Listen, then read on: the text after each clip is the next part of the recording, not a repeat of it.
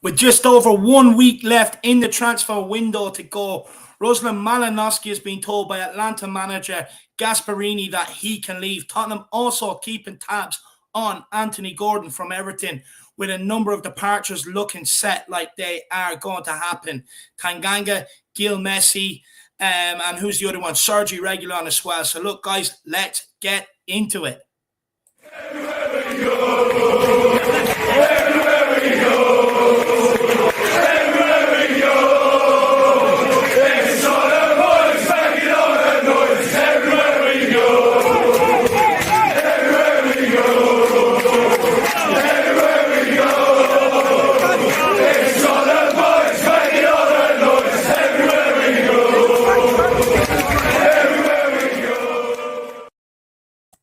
Yes, guys, you know what time it is. It's your boy David at the Irish Hotspur, bringing you your Tottenham evening headlines, a roundup of all today's transfer news, potential incomings and goings, and all of the latest club news. Before we get into it, though, if you do want to see more of these news updates, make sure you smash that like button. Feel free to support the channel and everything we are trying to achieve here, and you can do that in a number of ways. You can grab that membership. They're basically a subscription. It's a monthly donation, or you can put in a super chat with your thoughts on today's news, and we'll have a good discussion and go into depth. It's a great way to skip the chat if it does get busy. And do not be afraid to disagree with my thoughts either, guys. I will not bite your head off. But look, let's go. We've got a few people in with us. Let's see who's here, and then we will get into it. Dan N says, Malinovskyi is a no-brainer for me. 20 million experience, can play central or wide, adds goals and assists, and is a monster from free kicks. Still need that Joe Rodon replacement too. Could not agree more with you, Dan, and big yourself up, brother. We've also got Tequila 316 says, big up Irish. Big yourself up, my man. Joseph says, good evening, David and Jack and gang. Please don't let this Stan James news be true. Also, we need to really see some serious incomings into this club. Otherwise, it really will be a missed opportunity. Ryan Trestane says, evening, David. Big up, my man. We've got Tim Man 007. Big up there. Big up, Tim Man. Good to see you back around the community, my man. You've been missed. You have been missed. We've got Ashley Cooper says, what's up? Big up, my man. Good to see you. We've got Debbie Jones says, evening, David. Big up, Debbie Jones. Good to see you in the house. We also have Dunkel's Torque. He says, big up, Dave. I'm interested in your opinion on Gordon, which we will get into in just 1 minute. Mark New says, we get Malinovskyi. Big yourself up, mate. Or will we get Malinovskyi? Big yourself up, mate.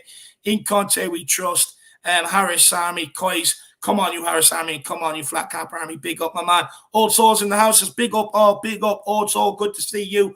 We've also got Stuart727 says, evening, Dave. And the chat. Big up, my man.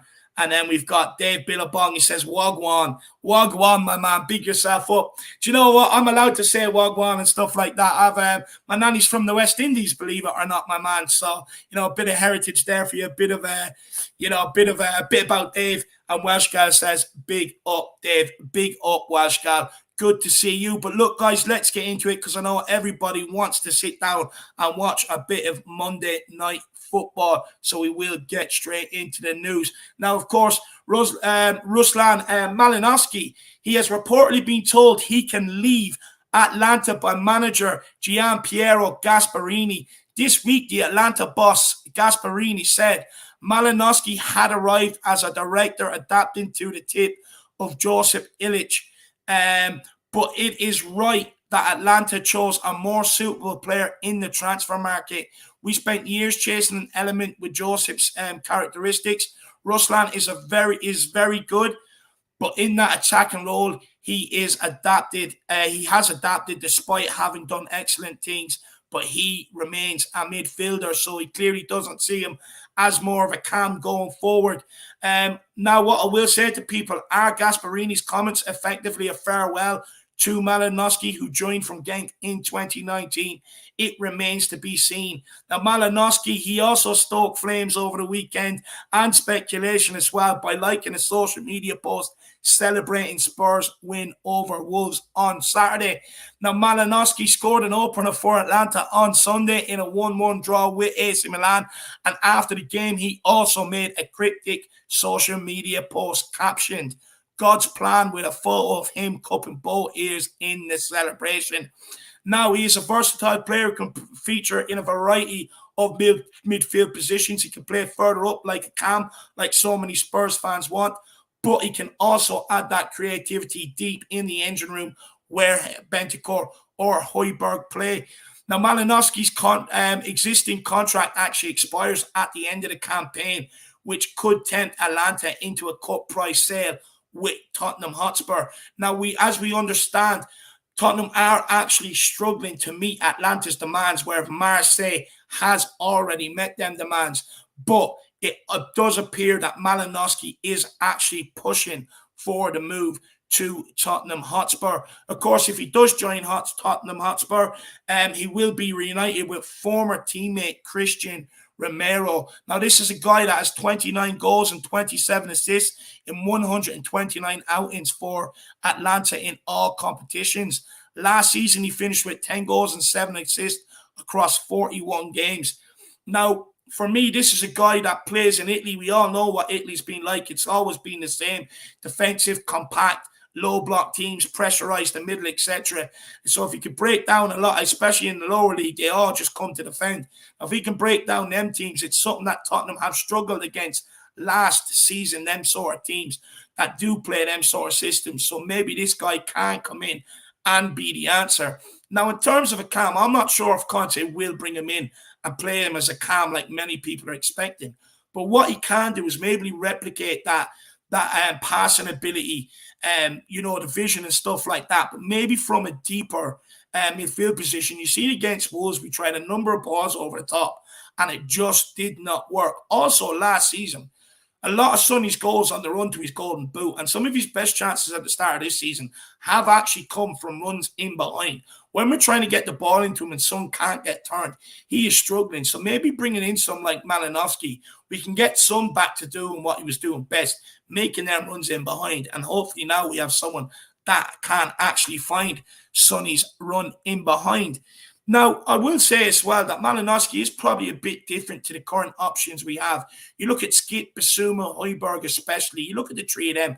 Very, very similar players in terms of work hard, and they can do all the basics decently well, and you know exactly what you're going to get from them. Ball-winning midfielders. Now, I know Bissouma could probably play a bit more than Højbjerg and Skip. And Bentancur is more of a player. Give me the ball and let me dictate the tempo of the game.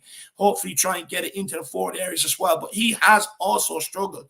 So when he is struggling, it is important that we have someone like him or like for like that could come in and also add that, because I wasn't blown away against Roma with Højbjerg and Bissouma as a midfield partnership.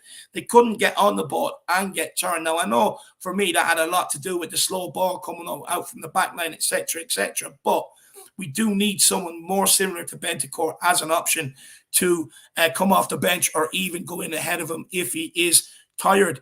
And I know we've been linked with Zaniolo from Roma, but this guy's provided more goals and assists last season than Zaniolo, more shot creating actions, more tackles, and more blocks than Zaniolo per 90. He definitely will provide the creativity in an end room, like I talked about. And it's also been said that, like I said earlier, Tottenham are struggling to meet Atlanta's demands on this one. So be interesting to see what way this one actually does go. But by all means, I think many people want him. And look, I had a big problem with us bringing in a cam, because people are saying cam solves all our problems. But if we can't even find Bentancur or Højbjerg, who practically sit on top of the back line, how are we going to find a player that's going to be practically playing just in front of Harry Kane?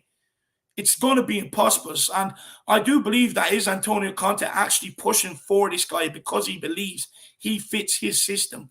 And I actually believe that we'll be looking to play him in that deeper role. But hopefully he can bring that creativity in the actual engine room rather than having to make a special place for him in our formation or without actually having to change the formation, which I think is important. So guys, let me know in the comments, are you a fan of Malinovskyi? Do you want him here? Let's take a few more comments from people. I'm settling into this one nicely today, guys. We've also got John Cunningham in the house. Big up, my man. Kev Williams says, Dave, it's great to see you, mate. Come on, you Spurs. Irish Hotspur, Flat Cap Army. Big up, Kev Williams. Good to see you, my man. Jack says, Malinovskyi got a rocket of a left foot. Loves a shot from distance. And this is it as well, Jack. I mean, you make a great point. Hopefully this guy can come in and provide more goals from that midfield. Look, I know Højbjerg scored against Chelsea, but if we're being honest with ourselves, we really do have a problem with maybe goals coming from that midfield and maybe taking a bit of pressure off that front three at times. So hopefully Malinovskyi can come in and do this, Jack. Provide more goals and more of a threat with his passing and stuff like that. You make a great point. Big up Ian Ferguson. Good to see you, my man. We've got Paddy Harden. Evening, pal. I just want to say one thing. People need to stop believing everything they see on Twitter. It's getting boring at this stage and allowing people to give a cheap dig at the club every time. I'm not sure what you mean by that, Paddy. Maybe you can expand in the comments, brother. Big yourself up. Who else have we got? We've got Paul Markey with the super chat, my man. Really appreciate the support, lad. He says, can't see the Malinovskyi deal happening. We need a class centre-back and a proper number 10 before any other lower grade signings. Look, I completely agree with you on the centre-back. I mean, I've been battling, some people would say over the last few days on Twitter or whatever, but I would say even longer than that. I've been talking about it all last season, all summer long. So I definitely agree. I think we need better options in that back line. And the reason why I say it is because I believe it's like against lower league teams that don't carry a threat, like Wolves, we all know it's their defence that have kept them up. They struggle to score goals. Arsenal, 10 men, didn't carry a threat. You know, Burnley practically relegated. Norwich practically relegated. Against these lower league teams, fine. Relegation teams, fine. But I expect my teams to, my defence, or especially at Tottenham Hotspur, to be keeping clean sheets against these lower league teams. You know, and doing it with ease as well. But we don't. We still allow them to have an awful lot of efforts on our goal, which does actually concern me. And it concerns me. I'm thinking, when I say this, I'm thinking bigger picture. I'm thinking we know Romero has his injury problems. We know Dyer has had his injury problems at times last season. Now, what do we do when some of these guys are out there stepping in and against Champions League games? Say if we have City coming up, we've got Arsenal coming up as well, teams like that. I mean, what do we do if these guys go in there and make the mistakes that I knew that they were going to do? What are we going to do then when the window's closed and go, oh, now we need a centre-back? It's too late. That's why I say these things ahead of time and get the discussions going. But anyway, as for Malinovskyi, look, what I will say is we know Paratici lines up a number of options. You've got Dan James being linked, Zaniolo, Milinkovic-Savic this week, which I'll be touching on, by the way, Malinovskyi. So it'll be interesting to see what one we actually go for. We could end up even bringing in a name that we haven't even heard of. But what I will say, Paul Markey, I didn't know too much about Malinovskyi before the start of the week, but I've done a lot of research into him. And for me, Roma aren't going to sell Zaniolo anytime soon. Jose's not going to give him to Tottenham whatsoever. And they're asking for an extortionate fee, in my opinion. And Malinovskyi, it's proven he's better stats all around than Zaniolo. So for me, and he's half the price as well. So for me, I think get him in if you can't get someone like a Sergei Milinkovic-Savic. But big up, Paul Markey, brother. Really appreciate support. Let me know whether you agree, disagree, my man. But big yourself up. And look, I think we will continue on and get into the next bit of news. And that is Tottenham Hotspur are keeping tabs on Everton winger Anthony Gordon. And this has been reported by journalist Alistair Gold, reliable journalist Alistair Gold for Football London. It goes on to say Spurs continue to keep tabs on Gordon. It's added that the 21-year-old is interested in playing for Spurs, but is unwilling to push for a move away from his boyhood club. Now, for me, I'm not surprised about that whatsoever. Concerns me a little because rather than him maybe trying to force a move out and forcing everything to maybe accept maybe a bit of a lower bid for an unhappy player, it does put the onus on Tottenham to go in and stump up a fee and basically how badly do you want him? Pursue him, basically. I'm not. That's what Anthony Gordon's saying. Pursue me. I'm not ruining reputations with Everton, a club who I support, I'm a fan of, and I love. I'm from the area, came through the academy. So I'm putting the onus on you, Tottenham. So it'll be interesting to see whether we do it. Now, for me, I think he's going to command a sizable fee. And someone like Anthony Gordon probably makes sense, homegrown, young, talented, but I do have my reservations, which I will get into. Now, we know we were interested in the winger earlier in the transfer window. We made a bid reportedly for him, which was rejected by Everton. and it looks like we could come again in the next 9 days. Now, like I said, I'd be surprised as well if Everton actually want to sell him, considering they actually have real problems in the forward areas right now.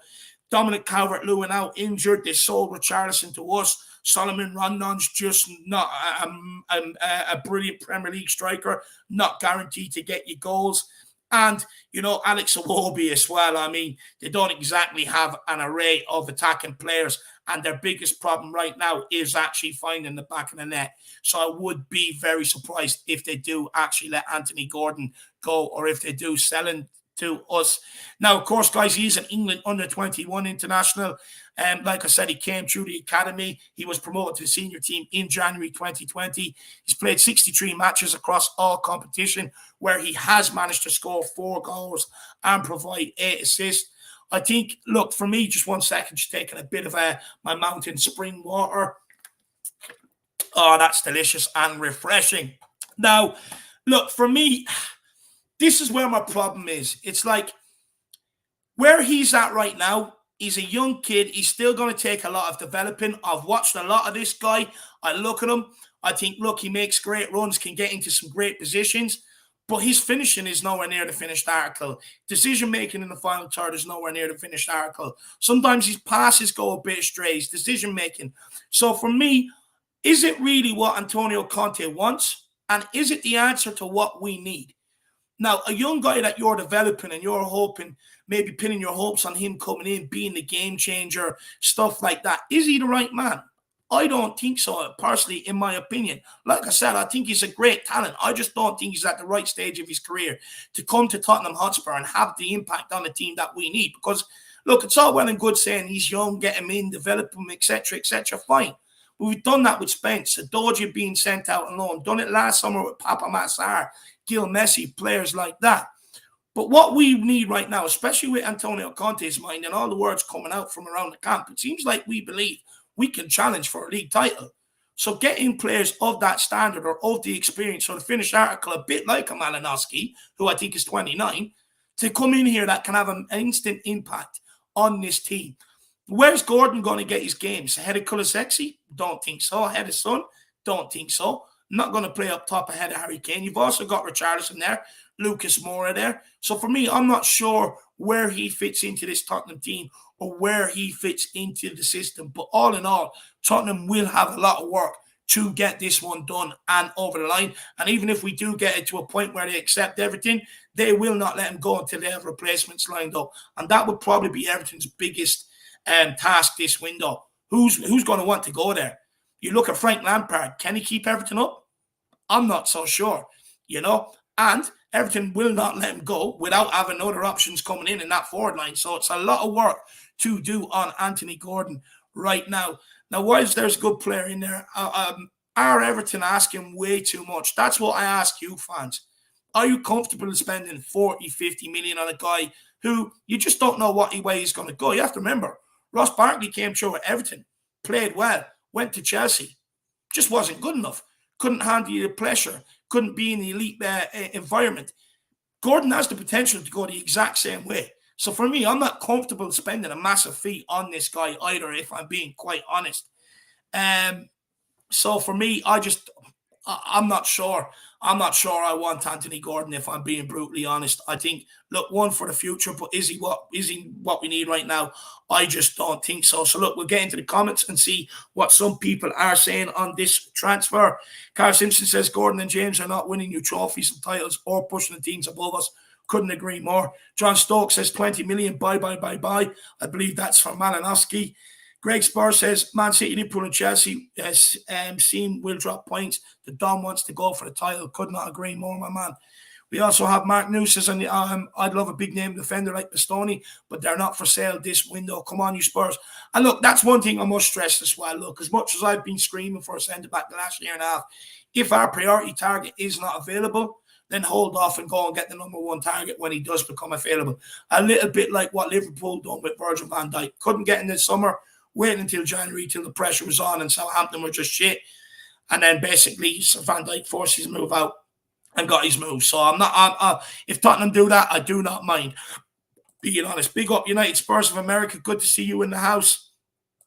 And we have Gmer16 says Malinovskyi for Conte would play higher midfielder in a 3-5-2 formation opposite Bissouma and ahead of Bentancur or Højbjerg. Yeah, interesting. He does give you the possibility of changing the formation, but I still don't think it's going to be two holding midfielders with one in front of them. In fact, I believe it would probably be one holding midfielder, either Højbjerg, Bissouma, or Skip.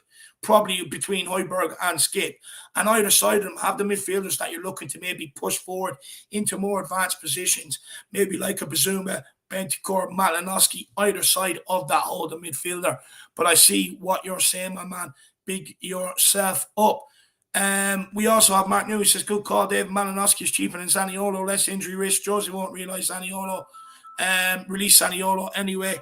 And it all depends if we can meet Atlanta's asking price. I mean, look, 20 million, which is been reported. I mean, look, how are we struggling to meet that? Look, if someone said, oh, we're struggling with the wage bill, I could maybe accept that. But we are making good efforts to get players off the wage bill. But 20 million feet, I don't understand how we're struggling to get that together. Brian Dempsey says, I go for Saha, great form at the minute, good player, and has shit house about him. Also, come on, you Spurs from Belfast, big yourself up, my man. Wayne Bonner says, sad that Gordon, we need another centre-back for backup. Could not agree more, my man. Sebas Wolf 28 says, Alan St. Maximin would be great. Be a great signing. He was brilliant against City. Absolutely love that, my man. Just quickly, Anna, this is actually going off script. I've seen links to us, linking us to Adama Traore again over the last couple of days. Look, for me, I mean, people complain about Emerson going forward. Adama Traore is good at running with the ball, etc. But he's crap in the final third. Is it an upgrade on Emerson or on what we really have? I don't think so. So for me, I probably would stay away from him if I'm being honest. Franco Martini says Ross Barkley started throwing his toys out the pram because he wanted to play under Poch. And Poch didn't want him, and the way he sank without a trace at Chelsea proved that Poch was right. But this is what I'm saying. Look, there's also a step up from Everton to a club like Tottenham, Chelsea. It's bigger, more demands, more pressure, etc., etc. We're taking a risk with Gordon, thinking he can come in and cope with all that. He just might not be able to. So I think, look, it's 50-50. It could go like Ross Barkley or it could go like Wayne Rooney. It literally is 50-50 on that one, my man. But look, guys, we will keep moving. And next one we are going to talk about, you know him as Bryan Gil. I know him as Gil Messi, the fifth member of the Beatles, the ninth wonder of the world. And Fabrizio Romano has taken to his Twitter account saying Valencia are set to complete the agreement with Tottenham for Bryan Gil on loan until June 2023. No buy option clause discussed as of now. It is a simple loan. It will be completed soon. One more loan deal after Gilo sells, so no buy option, and end on betting 30 million buy option. So very interesting here, but Dan Kilpatrick has also put out reports late this evening saying Tottenham are not keen to let Bryan Gil Messi leave until they have a replacement lined up, which might stall this deal a little bit longer. Now, look, Gil spent the second half of last season on loan with Valencia, but really he failed to score in 17 games during his stay in Spain. He did, of course, join Tottenham for 21.6 million plus Lamela last summer. Previously, he was not up to the... Previously, he admitted, he was not up to the physical level required in the Premier League despite his attempts to put on weight since joining.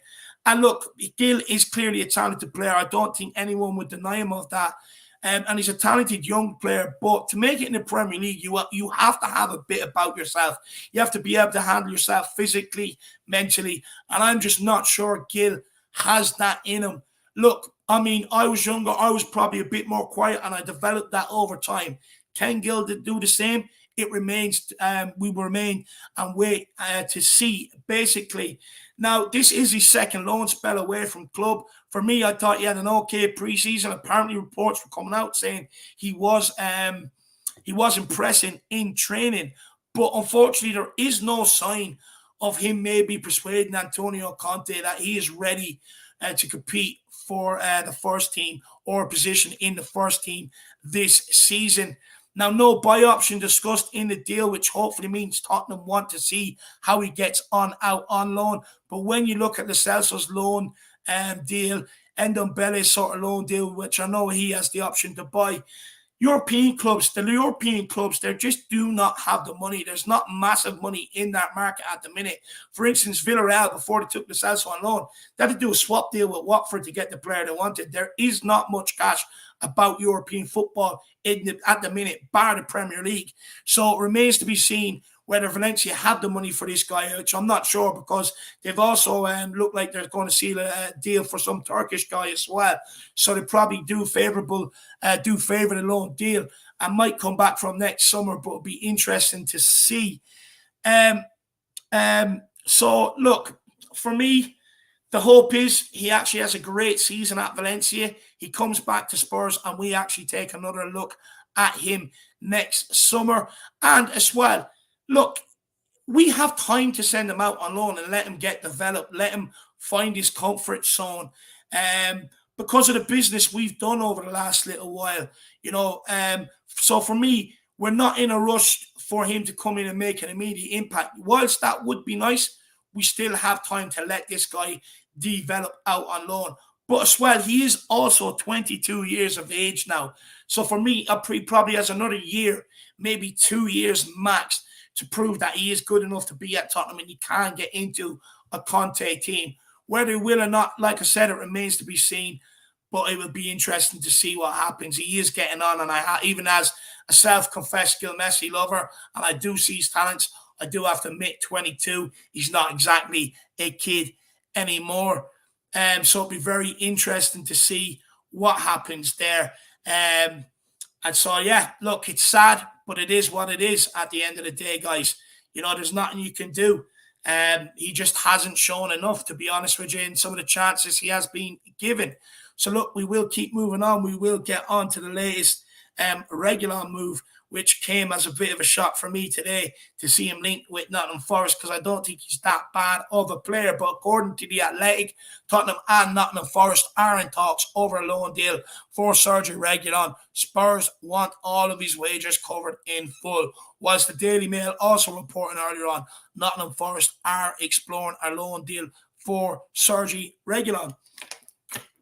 Now, with this one, guys, for me, it's just clear. He's found himself down under the pecking order under Antonio Conte. Sessegnon has come back from loan, took his spot. We've signed Perisic, who's going to be number one. Signed Edozie, who will be here next summer. So that gives you three options next summer. Sergio Reguilon is effectively fourth choice.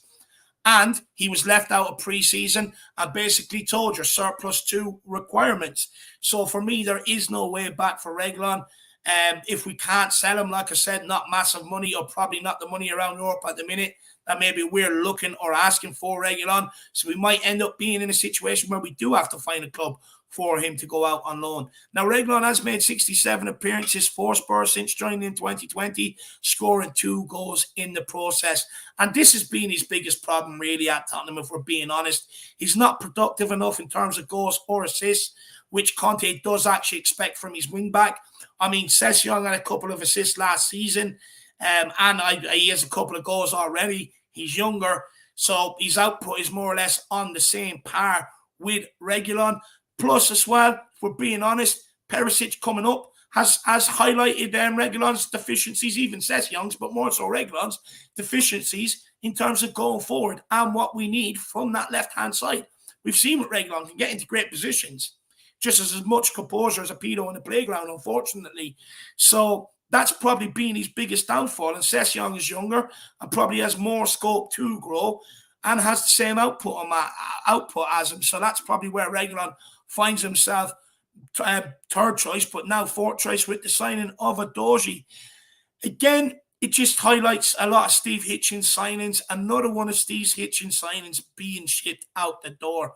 And what I mean by that is you look at Kane, Son, Lloris, Dyer, Davies, players that were signed under Pochettino, under Paul Mitchell. And then you look at the rest of the squad that we play. A lot of signings have actually been brought in from Paratici. There's very few Steve Hitchens signings actually left at Tottenham Hotspur right now. So, I mean, it's good to see, because I thought his business was atrocious. Now, Here's what I ask people. Is he as bad as many people make him out to be? Is there still a good player there in Reguilon? Look, I think he is a good player. Roy Keane alluded to it when he used to have when he had an argument with Jamie Redknapp about Tottenham last season. He said there's a good player in there, but he also questioned if he's that good, why did Real Madrid let him go? For me, I think if he goes to Nottingham Forest, hopefully he has a good season and he resurrects his career. But unfortunately, when I break it down, his output is just not enough from that left wing back situation. Now, interestingly enough, we'll stick with Reguilon. There have also been reports of Lazio manager Maurizio Sarri keen on taking Reguilon. Now, interesting considering we have actually been linked with Sergei Milinkovic-Savic earlier this week. A report surfaced 6 or 7 days ago saying Savic is a Tottenham target and are willing to table an offer of 38 million plus 13 million in add-ons. Milinkovic-Savic, he's 27 years of age. Me and Jack both agree. We think he's one of Serie A's best midfielders, one of the best to have to offer. He's had a hand in 111 goals from 296 games in all competitions for Lazio. And that 111 goals is between assists and goals as well. Now, Tottenham could do with another midfielder. I think Conte's probably alluded to it at times. Many in the fan base, I know, really want to see another midfielder brought in here. Of course, we have Pierre-Emile Brickhouse, Heiken Voigtberg, Rodrigo Bentekers, and Yves Bissouma, and of course, Ollie Skip, but we know he does struggle with injury. And when you look at them options, like I was saying with Malinovskyi, we probably do lack a goal threat or maybe someone a bit more expansive creativity from that midfield. And Milinkovic-Savic, for me, if we could get him, I'd rather spend the money on him than Malinovskyi. This would be my guy to come in here. He'll sit straight into that engine room, automatically become our best midfielder, probably one of the best midfielders in the Premier League. He's a big unit. Not only can he do the dirty side of the game like Højbjerg, he can also do the fancy side of the game, pass, run with the ball. He's got goals in him, shots from outside the box. Big, strong guy, good aerially. So he would offer Tottenham an absolute lot. He's a real class technical midfielder. So it'll be interesting to see if we could maybe strike a deal with Lazio, with Reguilon. So that'd be very, very interesting. And what I will say to people is, we are clearing the decks in terms of wagers and players out. Now, is that to make maybe 1 or 2 more signings before the end of this window? I think there's 8 or 9 days left. It remains to be seen. Are Tottenham going to bring in a statement signing? Now they've got the majority of the business done. Are we going to bring in a statement signing? Again, remains to be seen. But there is potential to do a player plus cash deal for Milinkovic-Savic if Lazio's interest is real. Now, does Milinkovic-Savic suit Conte's system better than Ruslan Malinovskyi? I would probably say yes. If Conte doesn't exactly want to change formation and wants to keep 2 in midfield, I think Malinovskyi or Milinkovic-Savic will definitely add to that midfield. I definitely think he would suit Conte's system. But even if Conte wanted to throw an extra body in midfield and change the formation to a 3-5-2, he can still play Milinkovic-Savic in there. So I definitely think he fits Antonio Conte's system. Is he the best available sort of cam on the market? I'm not sure. But you can't deny with his goals and assists and the creativity and the effect he does have on games. Plus, he can get stuck in and do the dirty work, like I said. So it'll be interesting. What I will ask you guys out there, do Spurs have to switch to a 3-5-2 to accommodate a Milinkovic-Savic? I think we'd have to do it with Malinovskyi anyway. But guys, do let me know what you think. Paul Markey says Reguilon doesn't have the physicality Conte wants. So I think that's also a lot to do with it as well. But I do think it comes down to the output. Look, that's the whole reason why we went and signed Perisic, if I'm being honest, to have more output down that left-hand side. The fact that Perisic already has 2 assists, and he's in against Chelsea and against Wolves at the weekend, and they've been in crucial stages of the game. I mean, we remember last season, Reguilon was getting into positions but missing opportunities at crucial sides of the game. So I think, me personally, I do think it's more down to the creativity and going forward in terms of assists, goals, even just putting crosses into the box, the basics, pass and move, willing to beat your man. I think a lot of it comes down to that. Sessegnon, Reguilon, a lot of times want to pass it inside. They're not comfortable beating their man on the ball, whereas Perisic is.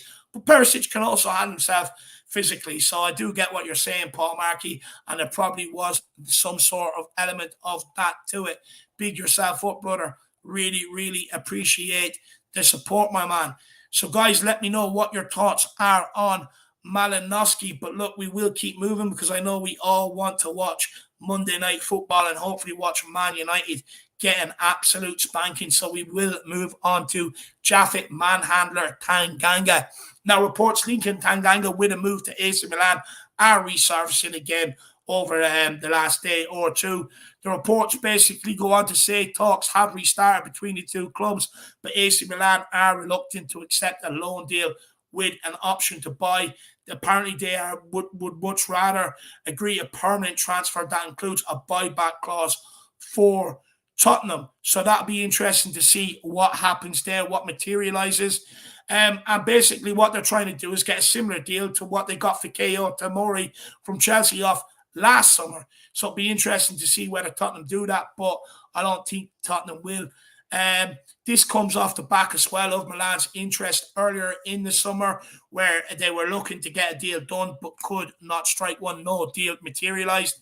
Now with Tanganga, guys, he look, under Conte, it's clearly out of favour. He's made just 4 starts for Conte last season in the Premier League before he got his knee injury, which kept him out for a long spell.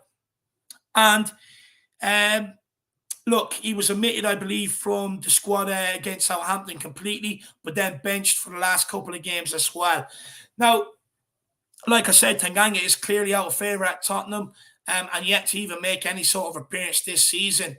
Now, with the likes of Ben Davies, Davinson Sanchez, Eric Dyer, Christian Romero, Clement Longley, all ahead of him in the pecking order, he is effectively 6th choice, so game time will be extremely limited for Tanganga. Now, look, again, he's at the age of 23. He's not a kid anymore. It's about time he started developing, or he's coming into the age where he's going to kind of level out to the sort of player that he's potentially going to be. Now, he has had a lot of injury problems as well, which has stunted his growth since breaking into the team. But like I said, he's at the age now where he probably needs to go out, get first-team football so he can continue to develop, but also to see if he can get over his injury problems and get a full season behind him and become the player that he looked like becoming when he made his debut against Liverpool under Jose Mourinho. Now, what I will say, guys, all signs do point to Tanganga basically leaving. It just remains to be seen whether it's on loan or whether it's a permanent deal with a buy option. Now, like I said, I do think there's a player in there, but I do personally think we should actually loan him out, see if he can get a full season under his belt, see if these recurrent back injuries, knee injuries and all can subside, and see if he develops into the player that we thought he will. If not, then next summer I would actually be looking to sell him on. But like I said, I do think this one is a real goal, as AC Milan are looking to replace Alessandro Romagnoli, who left AC Milan to join Lazio on a free transfer. So I do think AC Milan hold serious interest in Japhet Tanganga. Again, it's sad to see, but at the end of the day, we're at a point, if these players are just not good enough, you've got to move them on.